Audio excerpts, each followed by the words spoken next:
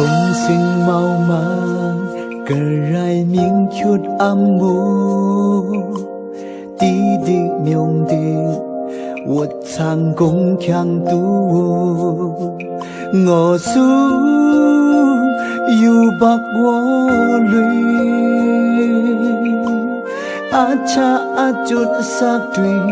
cờ rai wa càng ngút còn lang Giêsu chết nhịn có thực ra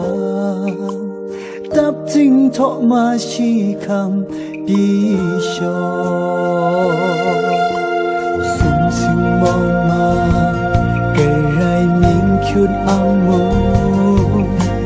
tí tí miệng đi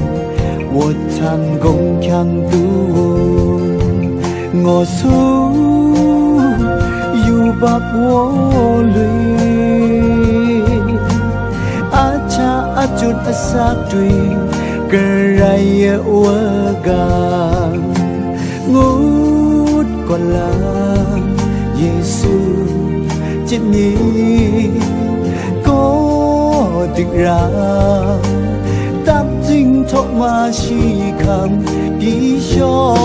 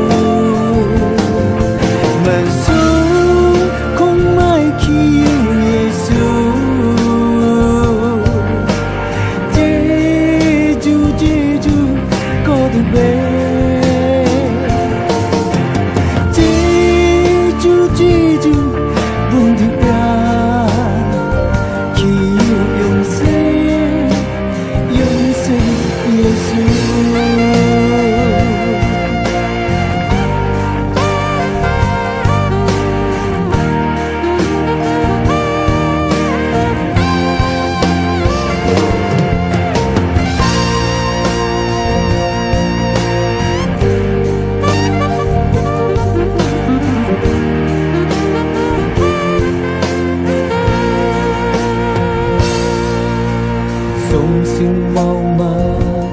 cờ rai miếng chút âm mưu tí tí miông đi vật sang công khang tu ngõ su yu bạc wo lui a cha a chốt sa tùy cờ rai wa gang ngút còn lang chết nhịn có thực ra